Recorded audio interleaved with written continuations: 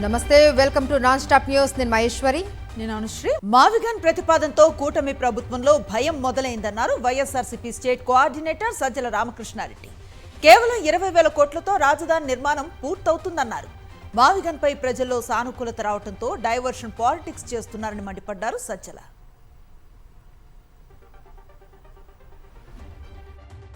జగన్మోహన్ రెడ్డి గారు మావిగన్ ప్రస్తావన తీసుకొచ్చినప్పుడు మచిలీపట్నం, విజయవాడ, గుంటూరు ఖర్చు తక్కువ అవుతుంది, డెవలప్మెంట్ ఫాస్ట్ అవుతుంది, గెయిన్ అవుతూ ప్రజల్లో అది బాగా పోతూ ఎందుకు లక్షల కోట్లు వృధా చేస్తావు చంద్రబాబు గారు, ఒక 10-20 వేల కోట్లతోనే మంచి రాజధాని తయారవుతుంది అని ఒక సెన్సిబుల్ డిస్కషన్ మొదలైంది. ప్రజల సొమ్మును జాగ్రత్తగా వాడాలనుకునే ఒక పాలకుడు చేయాల్సిన పని గురించి గుర్తు చేశారు జగన్మోహన్ రెడ్డి గారు. ఫాలో కాండి అని కూడా అందరూ చెప్పారు. చంద్రబాబు వల్లే రాష్ట్రంలో ఇంధన సమస్య వచ్చింది అన్నారు మాజీ మంత్రి అంబటి రాంబాబు. అమరావతి కోసం అక్రమంగా జీవోలు ఇచ్చి తప్పు చేశారు అన్నారు. తప్పుడు జీవోలను వెనక్కి తీసుకోవాలి అని కేంద్రం మొట్టికాయలు వేసిందన్నారు. ఎన్ని జన్మలెత్తినా అమరావతి పూర్తి కాదు అని చంద్రబాబు చేసిన తప్పులే దానికి కారణమన్నారు అంబటి. ఇవాళ పెట్రోల్, డీజిల్ సంక్షోభానికి ప్రధానమైన కారణం నారా చంద్రబాబు నాయుడు గారు. బల్క్ గా కొనుక్కునేటటువంటి వ్యాపారస్తులకు గాని, కాంట్రాక్టర్లకు గాని, రిటైల్ షాపుల్లో, రిటైల్ బంకుల్లో ఇచ్చేమని జీవోలు పాస్ చేశారు. ఇది చట్ట వ్యతిరేకమైంది. ఇది కేంద్ర ప్రభుత్వం కూడా ఇమీడియట్ గా దాన్ని మార్చేయమని చెప్పింది. సిగ్గుపడుతున్నావా లేదా చంద్రబాబు నాయుడు అని అడుగుతా ఉన్నా. ఎన్నికలకు ముందేమో ప్రజలే దేవుళ్ళు, ఎన్నికల తర్వాత కాంట్రాక్టర్లు, డబ్బులు ఉన్న వాళ్లే దేవుళ్ళు. అమరావతి కోసం దేన్నైనా సరే త్యాగం చేయాలనే పరిస్థితుల్లోకి మీరు దిగజారిపోయారు. ఆ అమరావతి ఏమో అయ్యేది కాదు, పెట్టేది కాదు. వైఎస్ఆర్సీపీ ప్రధాన కార్యదర్శి పూడి శ్రీహరికి హైకోర్టులో ఊరట లభించింది. సోషల్ మీడియా పోస్టుల కేసులో అరెస్టు చేయొద్దని ఆదేశాలు జారీ చేసింది. నోటీసులు ఇచ్చి విచారణకు పిలవాలని సూచించింది ఏపీ హైకోర్టు. కొత్తపేట పిఎస్లో నమోదైన కేసులో పూడి శ్రీహరికి బెయిల్ లభించింది. బెయిల్ మంజూరు చేసింది గుంటూరు కోర్టు. తాను ఎప్పుడూ గీత దాటి ప్రవర్తించలేదు అన్నారు వైఎస్ఆర్సీపీ ప్రధాన కార్యదర్శి పూడి శ్రీహరి. ప్రభుత్వం తనపై మోపిన అభియోగాలు బాధ కలిగించాయి అన్నారు. ప్రభుత్వ వాదన చూస్తే జర్నలిజం చేయడం అంటే ఆర్గనైజ్డ్ క్రైమా అన్న భావన కలిగింది అన్నారు. ఏప్రిల్ 15 నుంచి మొదలైన ఈ అరెస్టుల పరంపర ప్రక్రియ ఇవాళ మే 1 వరకు కొనసాగింది. దాదాపు 2 వారాలు. మాలాంటి వాళ్ళ జీవితాల్లో ఎప్పుడు పోలీస్ స్టేషన్ గడప తొక్కడం కానీ, లేకపోతే కోర్టులు గడప తొక్కడం కానీ ఇప్పటివరకు చేయలే. ఈ 15 రోజుల పరిణామాలు చూసిన తర్వాత నాకు ఎవరి మీద ద్వేషం లేదు, ఆగ్రహం లేదు, కానీ బాధ అయితే కలుగుతుంది. ఆ బాధ నేను ఇబ్బంది పడ్డానని కన్నా సమాజంలో ఇలాంటి పరిస్థితులు ఏంటి, ఇలా వచ్చాయి ఏంటి అని ఒక రకమైన బాధ మాత్రమే నాలాంటి వాళ్ళని చాలామందిని ఈ 2 వారాల్లో తొలిచేసింది. అక్రమ కేసులకు వైఎస్ఆర్సీపీ కార్యకర్తలు భయపడరన్నారు మాజీ ఏఏజీ పొనవోలు సుధాకర్ రెడ్డి. వైఎస్ఆర్సీపీ ప్రభుత్వంలో ఎన్నడూ ఇలాంటి అరాచకం చేయలేదన్నారు ఆయన. పగా ప్రతీకారం తీర్చుకోవటానికే కూటమి ప్రభుత్వం అధికారంలోకి వచ్చినట్లుందన్నారు పొన్నవోలు.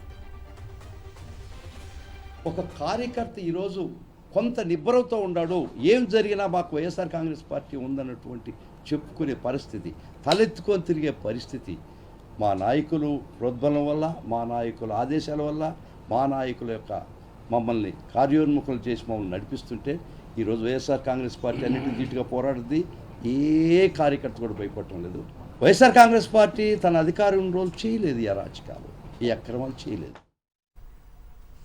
గుంటూరు జీజీహెచ్ అత్యవసర విభాగం వద్ద ఉద్రిక్తత నెలకొంది. ఎమర్జెన్సీ వార్డు వద్ద ఎమ్మెల్సీ లేలా అప్పిరెడ్డిని పోలీసులు అడ్డుకున్నారు. ఎమర్జెన్సీ వార్డు డోర్ మూసేసి పోలీసులు అత్యుత్సాహం ప్రదర్శించారు. వైఎస్ఆర్సీపీ మీడియా విభాగం ప్రధాన కార్యదర్శి పూడి శ్రీహరిని కాకుండా వేరే పేషెంట్ను చూడ్డానికి వచ్చాను అని చెప్పినా పోలీసులు అనుమతించలేదు. ప్రభుత్వ ఆసుపత్రి గేట్లు ఎలా మూసేస్తారు అని పోలీసులను ప్రశ్నించారు అప్పిరెడ్డి. దీంతో పోలీసులు అప్పిరెడ్డికి మధ్య తీవ్ర వాగ్వాదం జరిగింది.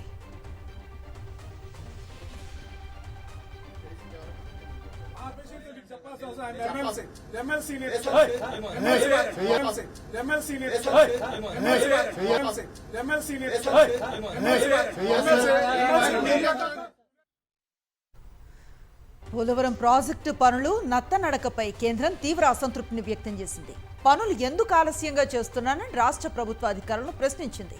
అయితే నిర్మాణ పనులకు డీజిల్ దొరకటం లేదని, అందుకే కాంట్రాక్టర్లు పనులు త్వరగా చేయటం లేదని ప్రభుత్వ అధికారులు వివరణ ఇచ్చారు. దీంతో ప్రత్యామ్నాయ మార్గాల ద్వారా ఏర్పాట్లు చేసుకోవాలని సూచించింది కేంద్రం. పోలవరం పనుల పురోగతిపై సమీక్ష నిర్వహించిన కేంద్ర జలశక్తి శాఖ పనులు నెమ్మదిగా సాగటంపై అసంతృప్తిని వ్యక్తం చేసింది. ఈ సమావేశానికి AP chief secretary Sai Prasad, నీటిపారుదల శాఖ అధికారులు హాజరయ్యారు.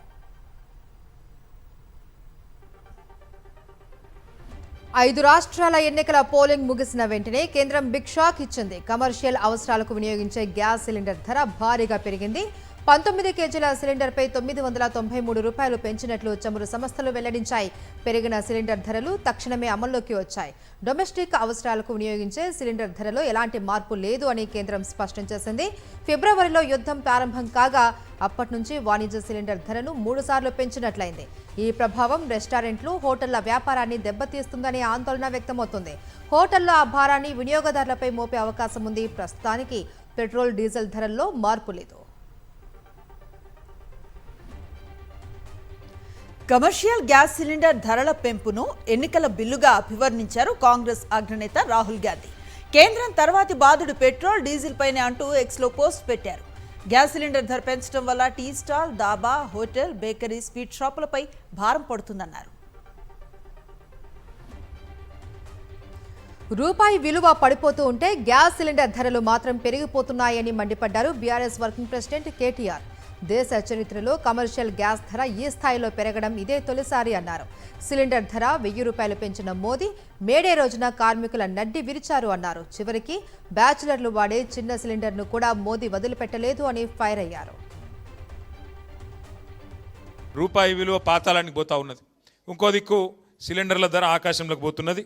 80 ఏళ్లలో ఎన్నడూ పెంచనంత పెద్ద ఎత్తున వాణిజ్య సిలిండర్ల మీద, అంటే హోటళ్లలో వాడే సిలిండర్ల మీద 1000 రూపాయలు ఒక సిలిండర్ మీద పెంచి సామాన్యుడి నడ్డి విరిచి ఆ హోటళ్లలో పనిచేసే కార్మికులందరికీ ప్రధానమంత్రి గారు మేడే కానుక ఇచ్చిండు మీ అందరికీ. 5 కిలోల చిన్న సిలిండర్ల మీద కూడా ధర పెంచిండ్రు. 261 రూపాయలు దాని మీద కూడా పెంచిండ్రు. దాంతో ఏమవుతుంది? నిత్యావసర వస్తువులు ధరలు అవి మళ్ళీ ఒక్కసారి పెరిగిపోయే ప్రమాదం. వాణిజ్య గ్యాస్ ధరలు పెరగడంతో ఏపీ స్టార్ హోటల్స్ అసోసియేషన్ కీలక నిర్ణయం తీసుకుంది. మెను ధరలు 10% పెంచింది.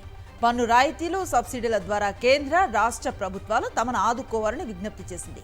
కమర్షియల్ సిలిండర్పై 993 రూపాయలు పెంచడంతో 3315 రూపాయలకు చేరింది కమర్షియల్ గ్యాస్ సిలిండర్ ధర. కాంగ్రెస్ అవినీతికి అంతు లేకుండా పోతుంది అని మండిపడ్డారు మాజీ మంత్రి హరీష్ రావు. హోమ్ మోడల్ రోడ్లలో పెద్ద ఎత్తున అవినీతి జరుగుతుంది అన్నై 25% ఎక్సెస్ ఇస్తూ దోపిడీకి పాల్పడుతున్నారని ఆగ్రహం వ్యక్తం చేశారు. మొబిలైజేషన్ పేరుతో 2500 కోట్ల రూపాయల అడ్వాన్స్ ఇస్తున్నారు అన్నారు. ఇలాంటి నిర్ణయాల వల్ల ప్రజలపై భారం పడడంతో పాటు రాబోయే ప్రభుత్వాలపై కూడా తీవ్రమైన భారం పడుతుందని మండిపడ్డారు హరీష్ రావు. నల్గొండ జిల్లా కనగల్లులో పోస్టర్లు కలకలం రేపాయి. కాంగ్రెస్ కార్యకర్తలను, ప్రజలను తొక్కి గ్రామాన్ని దోచుకుంటున్న బకాసురుడి నుంచి కాపాడండి మంత్రి గారు అంటూ పోస్టర్లు వేశారు గుర్తు తెలియని వ్యక్తులు. చెరువు మట్టిని అమ్ముకొని కోట్లు సంపాదించిన దిక్కు దివానా లేని వ్యక్తి ఆస్తి ఇప్పుడు 600 కోట్లంటూ పోస్టర్లలో ఆరోపించారు.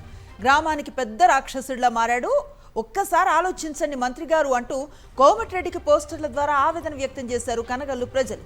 మిమ్మల్ని చూసి ఇతన్ని గెలిపిస్తే మేము అనుభవిస్తున్నామంటూ వాపోయారు. కాంగ్రెస్ ప్రభుత్వం కార్మికుల సంక్షేమానికి కట్టుబడి ఉంది అన్నారు పంచాయతీరాజ్ శాఖ మంత్రి సీతక్క. మేడే సందర్భంగా ములుగు జిల్లా కేశపూర్ గ్రామంలో ఉపాధి హామీ పనులను పరిశీలించారు. కూలీలతో కలిసి పలుగు చేతబట్టి ఉపాధి హామీ పనుల్లో పాలు పంచుకున్నారు. కార్మికుల సమస్యలను అడిగి తెలుసుకున్నారు. ఎండ తీవ్రత తక్కువగా ఉన్నా జాగ్రత్తలు తీసుకోవాలి అని కార్మికులకు సూచించారు. ఉపాధి కార్మికులకు మజ్జిగ పంపిణీ చేశారు.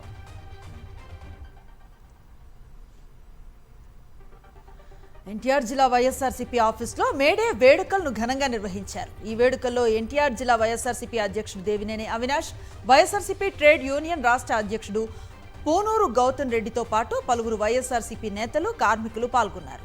వైఎస్ఆర్ టీయూసీ జెండాను ఆవిష్కరించి కేక్ కట్ చేశారు.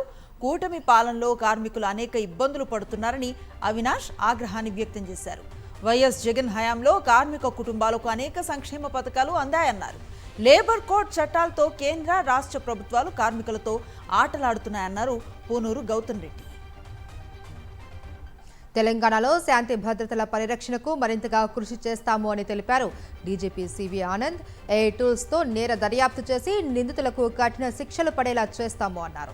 ఇక జిల్లా స్థాయి నుంచి హైదరాబాద్ వరకు పోలీసులంతా కలిసి పనిచేస్తే సైబర్ నేరాలను ఉక్కుపాదంతో అణిచివేయొచ్చు అన్నారు. పోలీసులలో పెరిగిన అవినీతిని ఎట్టి పరిస్థితుల్లోనూ సహించేది లేదు అని తేల్చి చెప్పారు సివి ఆనంద్.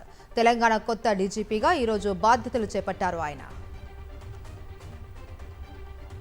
కొత్త టూల్స్ ఏవైతే వస్తున్నాయో ఏఐ పరంగా అవి కూడా వాడుకొని నేర దర్యాప్తు అనేది చేయడానికి ప్రయత్నిస్తాం. సైబర్ క్రిమినల్స్ చాలా పెద్ద ఎత్తున ప్రజలకు బాగా నష్టం కలిగిస్తున్నారు. ఫీల్డ్ లెవెల్లో ఉన్న జిల్లా ఎస్పీలు, సిపిలు దీంట్లో భాగస్వాములు అయ్యే అవసరం ఉంది. ముఖమ్మడిగా అందరూ దీనిపైన ఒక దాడిలాగా చేస్తే ఇంకా అదుపు చేసే అవకాశం ఉంటుంది. ఫ్యూచర్ సిటీ పోలీస్ కమిషనర్గా బాధ్యతలు స్వీకరించారు తరుణ్ జోషి. తనకు ఈ అవకాశం కల్పించిన సీఎంకు ఉన్నతాధికారులకు ఆయన ధన్యవాదాలు తెలిపారు. గ్రామీణ ప్రాంతం రానున్న కాలంలో అభివృద్ధి చెందే ప్రాంతంలో ప్రజలకు మంచి సర్వీసెస్ ఇవ్వటమే తమ తొలి ప్రాధాన్యత అని చెప్పారు తరుణ్ జోషి. ఫ్యూచర్ సిటీ కమిషనర్గా బాధ్యతలు స్వీకరించిన ఆయనకు పలువురు పోలీసు అధికారులు శుభాకాంక్షలు తెలిపారు.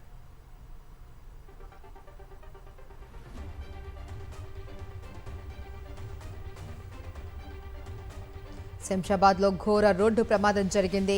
ఓఆర్ఆర్ ఎగ్జిట్ 16 వద్ద ఆగి ఉన్న లారీని కారు ఢీకొట్టింది. ఈ ప్రమాదంలో కారులోని 6గురు అక్కడికక్కడే మృతి చెందారు. లారీ వెనుక భాగంలో కారు ఇరుక్కుపోయి నుజ్జునుజ్జైంది. మరొకరి పరిస్థితి విషమంగా ఉంది. మృతుల్లో 2 చిన్నారులు ఉన్నారు. ఇక్కడ ఉండేది సనత్ నగర్ ప్రాంతంలో ఉంటారు. వాళ్ళ ఫ్యామిలీ మెంబర్స్ అందరినీ ఇన్ఫార్మ్ చేయడం జరిగింది. వాళ్ళు కూడా వస్తున్నారు. అది సీరియస్లోనే ఉన్నారు. మనం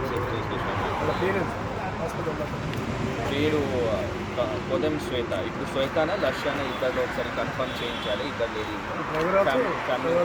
డ్రైవర్ ఆల్సో చంపారు. చెన్నై నంగనల్లూరులో దారుణం జరిగింది. ఫ్యాషన్ డిజైనర్ నాగలక్ష్మి దారుణ హత్యకు గురైంది. వృత్తిరీత్యా ఫ్యాషన్ డిజైనర్ అయిన నాగలక్ష్మి ఇన్స్టాగ్రామ్లో 3 లక్షల మంది ఫాలోవర్లతో పాపులర్ అయింది. భార్య పాపులారిటీని చూసి తట్టుకోలేకపోయాడు భర్త. ఏ పని చేయకుండా భార్య డబ్బుల కోసం వేధిస్తున్నాడు భర్త సుబ్రహ్మణ్యం. ఈ మధ్యకాలంలో ఇరువురి మధ్య గొడవలు పెరిగినట్లుగా తెలుస్తోంది. భార్యను నరికి చంపి ఆ తర్వాత భర్త ఆత్మహత్య చేసుకున్నాడు. కుమారుడికి మెసేజ్ పంపి ఘాతకానికి పాల్పడ్డాడు. కుటుంబ కలహాలే ఈ దారుణానికి ప్రధాన కారణమని పోలీసులు ప్రాథమికంగా గుర్తించారు. పల్నాడు జిల్లాలో సీఐ చిన్నమల్లయ్య అజ్ఞాతంలోకి వెళ్లాడు. 2 రోజుల క్రితం తనపై సీఐ చిన్నమల్లయ్య అత్యాచారం చేశాడు అని వినుకొండ మండలం బ్రాహ్మణపల్లికి చెందిన బాధితురాలు ఫిర్యాదు చేశారు. 2 మహిళలతో సీఐకి వివాహేతర సంబంధం ఉంది అని ఆరోపించారు. కేసు నమోదు కావడంతో అజ్ఞాతంలోకి వెళ్లాడు సీఐ చిన్నమల్లయ్య. ఓ మహిళతో సీఐ సన్నిహితంగా ఉన్న వీడియో వైరల్గా మారింది. నల్గొండ జిల్లా చిట్యాల మండలం పేరేపల్లి గ్రామ శివార్లో నోష్ ఫార్మా ల్యాబ్లో రియాక్టర్ పేరటంతో తీవ్రంగా గాయపడ్డ బొడ్డు బాలకృష్ణ ఆసుపత్రిలో చికిత్స పొందుతూ మృతి చెందాడు. గాయపడ్డ వారిలో 3 పరిస్థితి విషమంగా ఉన్నట్లుగా తెలుస్తోంది. బాధ్యులు ఎవరైనా పూర్తి స్థాయిలో విచారణ జరిపి కఠిన చర్యలు తీసుకుంటామన్నారు కలెక్టర్ చంద్రశేఖర్. అంతకుముందు నోష్ ఫార్మా కంపెనీ దగ్గర బాధిత బంధువులు ఆందోళనకు దిగారు. క్షతగాత్రులకు న్యాయం చేయాలి అని డిమాండ్ చేస్తూ కంపెనీ లోపలికి వెళ్లేందుకు యత్నించారు. దీంతో వారిని పోలీసులు అడ్డుకున్నారు. పోలీసులు స్థానికులకు మధ్య తీవ్ర వాగ్వాదం జరిగింది. కర్నూలు జిల్లా పత్తికొండ మండలం కనకదిన్నెలో 10th విద్యార్థిని ఆత్మహత్యకు పాల్పడింది. హరిజన అవంతిక అనే విద్యార్థిని దేవనకొండ జిల్లా పరిషత్ పాఠశాలలో 10వ తరగతి పరీక్షలు రాసింది. సైన్స్ సబ్జెక్టులో 3 మార్కుల తేడాతో ఫెయిల్ కావడంతో తీవ్ర మనస్తాపానికి గురై ఉరివేసుకుని ఆత్మహత్యకు పాల్పడింది. నిజామాబాద్ జిల్లా ఆర్మూర్లోని జీవన్ రెడ్డి షాపింగ్ మాల్లో 2 పిల్లలు లిఫ్టులో చిక్కుకుపోయారు. తల్లిదండ్రులతో షాపింగ్కు వచ్చిన పిల్లలు లిఫ్ట్ ఎక్కి పైకి వెళ్తూ ఉంటే మధ్యలోనే లిఫ్ట్ ఆగిపోయింది. సుమారు గంట వరకు లిఫ్టులోనే పిల్లలు చిక్కుకుపోవడంతో పేరెంట్స్ ఆందోళన చెందారు. ఎట్టకేలకు లిఫ్ట్ ఓపెన్ చేసి పిల్లలను బయటకు తీసుకురావడంతో ఊపిరి పీల్చుకున్నారు తల్లిదండ్రులు. విజయనగరం జిల్లా మిర్తివలసలో పెళ్లింట విషాదం చోటు చేసుకుంది. తమ్ముడు పెళ్లి చేసేందుకు వచ్చిన అన్న స్నానం చేసి మేడపై బట్టలు ఆరేస్తూ ఉండగా కరెంట్ షాక్ తగిలింది. కుటుంబ సభ్యులు గమనించి ఆసుపత్రికి తీసుకువెడుతూ ఉండగా మార్గ మధ్యలోనే ప్రాణం పోయింది. మృతుడికి కూడా ఏడాది కిందట వివాహమైంది. అన్న మృతితో తమ్ముడి వివాహం నిలిచిపోయింది. బంధువుల రోధనలతో ఆ గ్రామంలో విషాద ఛాయలు అలుముకున్నాయి. సాఫ్ట్వేర్ ఉద్యోగి సీతారాం ఆత్మహత్య కేసు రోజు రోజుకి కొత్త మలుపులు తిరుగుతూ సంచలనం సృష్టిస్తుంది. ఈ కేసులో పెన్ డ్రైవ్లో బయటపడుతున్న విషయాలు తీవ్ర చర్చనీయాంశంగా మారాయి. ఆత్మహత్యకు ముందు సీతారాం కీలక ఆధారాలను పెన్ డ్రైవ్లో భద్రపరిచినట్లు పోలీసులు గుర్తించారు. ముఖ్యంగా భార్య రేణుకకు సంబంధించిన వ్యక్తిగత వివరాలు, ఆమె వివాహేతర సంబంధాలపై సేకరించిన సమాచారం అందులో ఉన్నట్లు వెల్లడైంది. రేణుకా ఫోన్లో 36 మందితో చాటింగ్ చేసిన వివరాలను సీతారాం పెన్ డ్రైవ్లో పొందుపరిచినట్లు గుర్తించారు. అదేవిధంగా ఆమెకు 5 ఇన్స్టాగ్రామ్ ఖాతాలు ఉన్నట్లు కూడా పెన్ డ్రైవ్లో పెట్టాడు సీతారాం. పెళ్లికి ముందు తర్వాత కూడా వివాహేతర సంబంధాలు కొనసాగినట్లు సీతారాం ఆధారాలు సేకరించారు. ఇప్పటికే ఈ కేసులో మొత్తం 11 మంది నిందితులు ఉన్నట్లు పోలీసులు భావిస్తున్నారు.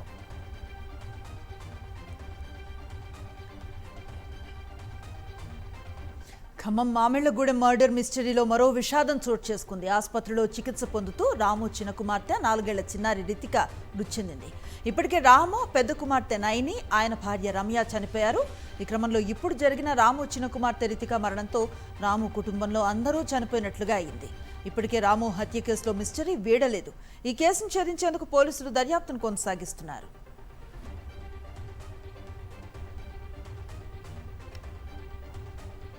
పార్వతీపురం మన్యం జిల్లా కొమరాడ మండలంలో భారీ వర్షం దంచుకొట్టింది. ఈదురుగాలులతో కూడిన భారీ వర్షానికి రామభద్రాపురం గ్రామ సమీపంలో రహదారిపై భారీ వృక్షం నేల కొరిగింది. దాంతో కిలోమీటర్ల మేర భారీగా ట్రాఫిక్ జామ్ అయింది.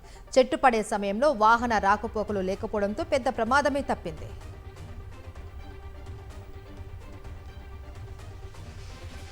ఉమ్మడి విశాఖ జిల్లాలో భారీ వర్షం కురిసింది. భీమిలి, తగరపు వలస, అనకాపల్లి, మాడుగులలో ఉరుములు మెరుపులతో కుండపోత వాన పడింది. పద్మనాభం గ్రామంలో పిడుగుపడి ఒకరు మృతి చెందగా 2కి తీవ్ర గాయాలయ్యాయి. ఉదయం నుంచి ఉమ్మడి విశాఖ జిల్లాలో వాతావరణం పూర్తిగా మారిపోయింది. మండుటెండలతో విసిగిపోయిన విశాఖ వాసులకు వర్షం కాస్త ఊరట కలిగించింది.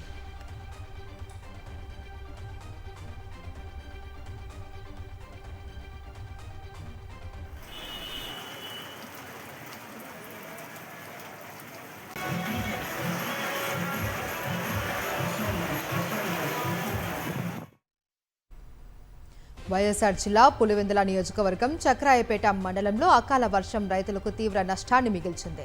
నిన్న రాత్రి కురిసిన ఉరుములు మెరుపులు ఈదురుగాలులతో కూడిన వర్షం మామిడి మిరప రైతులను దెబ్బతీసింది. మండలంలోని పలు గ్రామాలలో మామిడి చెట్లు వేర్లతో సహా నేలకొరిగాయి. చెట్లకు ఉన్న మామిడికాయలు రాలిపోయాయి.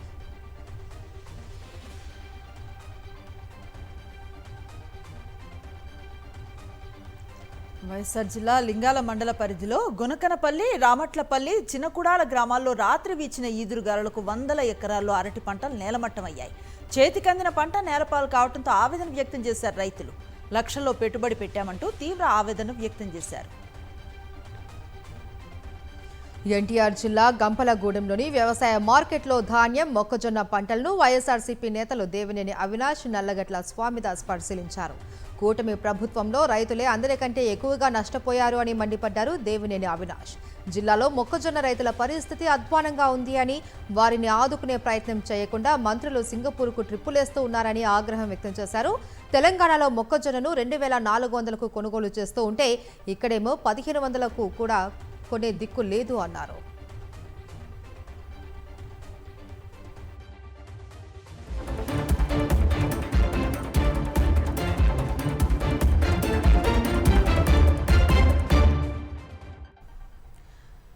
జాతీయ వార్తల్లోకి వెళదాం. అసెంబ్లీ ఎన్నికల పోలింగ్ ప్రక్రియ పూర్తయినా పశ్చిమ బెంగాల్లో ఉద్రిక్తతలు మాత్రం చల్లారటం లేదు.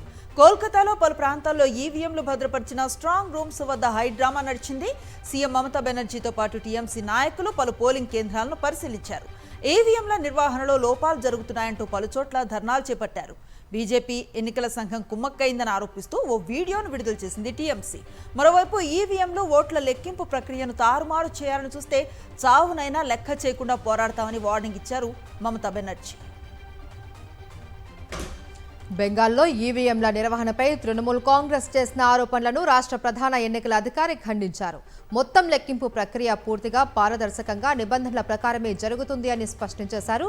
కౌంటింగ్ హాళ్లు, స్ట్రాంగ్ రూమ్లు, ప్రవేశ ద్వారాలు సహా అన్ని కీలక ప్రాంతాలలో నిఘా కొనసాగుతుందని ఆయన వెల్లడించారు. కౌంటింగ్ ప్రక్రియ 100% నిబంధనలకు అనుగుణంగా అత్యంత ఖచ్చితత్వంతో జరుగుతుందని సీఈఓ హామీ ఇచ్చారు. కొన్ని కౌంటింగ్ కేంద్రాలలో సీసీటీవీ కెమెరాలు నిలిపివేశారు అన్న ఆరోపణల్లో నిజం లేదు అన్నారు బెంగాల్ సీఈఓ. వెస్ట్ బెంగాల్లో 15 బూత్లలో రీపోలింగ్ నిర్వహించాలని కేంద్ర ఎన్నికల సంఘం ఆదేశాలు జారీ చేసింది. ఈవీఎంల ట్యాంపరింగ్ జరిగిందని బీజేపీ ఫిర్యాదుతో ఈ నిర్ణయం తీసుకుంది. పాల్టా నియోజకవర్గంలో మరో 30 కేంద్రాల్లో కూడా రీపోలింగ్ పై నిర్ణయం తీసుకోనుంది ఈసీ.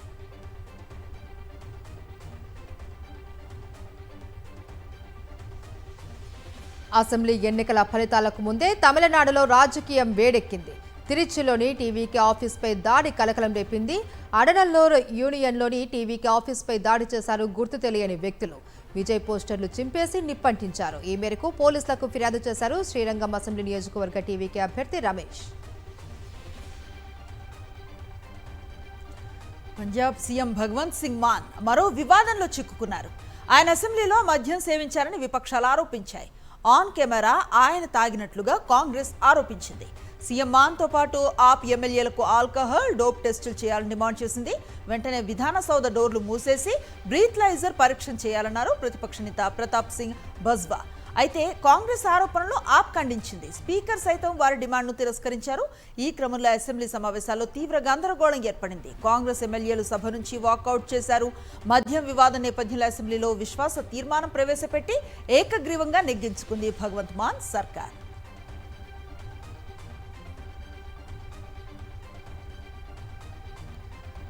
కాంగ్రెస్ సీనియర్ నేత పవన్ ఖేరాకు భారీ ఊరట లభించింది. అసోం సీఎం సతీమణిపై చేసిన అనుచిత వ్యాఖ్యల కేసులో సుప్రీంకోర్టు ఆయనకు ముందస్తు బెయిల్ మంజూరు చేసింది. ఒకవేళ అరెస్టు కనుక జరిగితే ఖచ్చితంగా ఆయన్ని బెయిల్పై విడుదల చేయాలి అని పోలీసులను ఆదేశించింది. ఇదే సమయంలో విచారణలో సహకరించాలి అని, సాక్ష్యాలను ప్రభావితం చేయరాదు అని పవన్ ఖేరాకు కోర్టు స్పష్టం చేసింది.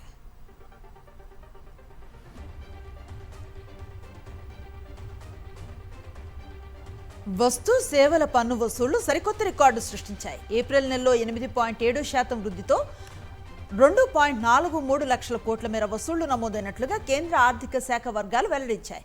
దేశీయంగా విక్రయాలు పెరగటం, దిగుమతుల కారణంగా పన్ను వసూళ్లు ఈ స్థాయిలో పెరిగినట్లుగా ప్రభుత్వ గణాంకాలు చెబుతున్నాయి.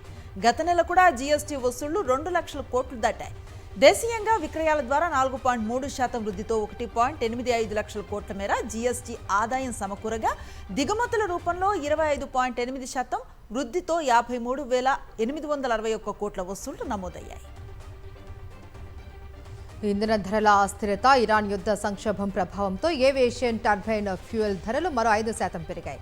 ఈ మేరకు చమురు మార్కెటింగ్ సంస్థలు నిర్ణయం తీసుకున్నాయి. వరుసగా రెండో నెల కూడా ధరలు పెరగడం అంతర్జాతీయ విమానయాన రంగాన్ని ఆందోళనకు గురిచేస్తోంది. అయితే ఈ నిర్ణయం కేవలం అంతర్జాతీయ విమానయాన సంస్థలు, విదేశీ క్యారియర్లకు మాత్రమే వర్తిస్తుందని ప్రకటించాయి. ముంబైలో బిర్యానీ, ఆ తర్వాత వాటర్ మెలన్ తినటం వల్ల ఒకే కుటుంబానికి చెందిన 4 మృతి చెందిన ఘటనపై విచారణ ముమ్మరం చేశారు పోలీసులు. ఫోరెన్సిక్ నిపుణుల ఆధ్వర్యంలో 4 మృతదేహాలకు పోస్టుమార్టం నిర్వహించిన తర్వాత నివేదిక విడుదలైంది. ప్రాథమిక అంచనా ప్రకారం 4పై విష ప్రయోగం జరిగి ఉండవచ్చని అనుమానిస్తున్నారు. కుటుంబం మొత్తం కలిసి ఆత్మహత్యకు యత్నించారా అనే కోణంలో కూడా పోలీసులు దర్యాప్తు జరుపుతున్నారు. మధ్యప్రదేశ్లోని జబల్పూర్లో జరిగిన పడవ ప్రమాదంలో మృతుల సంఖ్య 9కి చేరింది. ఉదయం ఓ మహిళ, ఆమె కుమారుడి మృతదేహాలను రెస్క్యూ సిబ్బంది వెలికితీసింది. కుమారుడిని కాపాడేందుకు ప్రయత్నించి తల్లి కూడా నీటిలో మునిగిపోయినట్లు స్థానికులు చెబుతున్నారు. తల్లి, కుమారుడు ఒకరినొకరు హత్తుకున్న మృతదేహాలను చూసి అక్కడున్న వారు కన్నీళ్లు పెట్టుకున్నారు.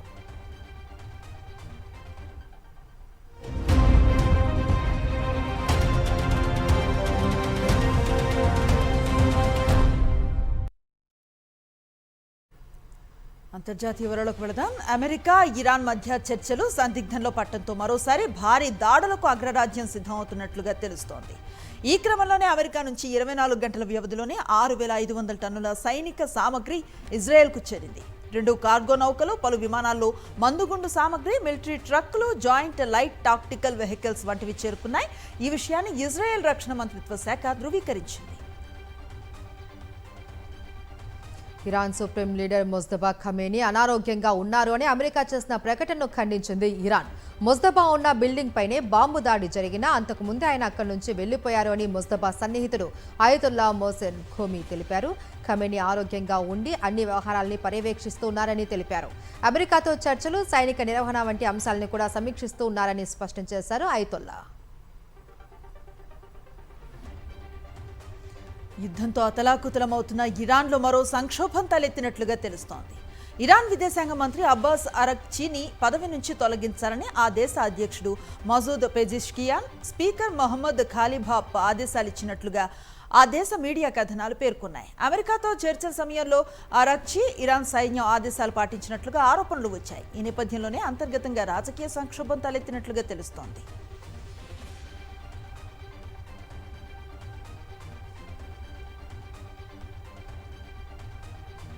బుల్లెట్ ప్రూఫ్ జాకెట్ వేసుకుంటే దుష్ట శక్తుల ముందు తాను ఓడిపోయినట్లేనన్నారు America president Donald Trump. Bulletproof jacket ధరించడం తనకు ఇష్టం లేదు అని, వేసుకుంటే లావుగా కనిపిస్తాను అని చెప్పుకొచ్చారు. అంతేకాదు మరో 20 పైన్ల ఎక్కువ బరువు తాను మోయగలనో లేదో తనకు తెలియదు అన్నారు ట్రంప్.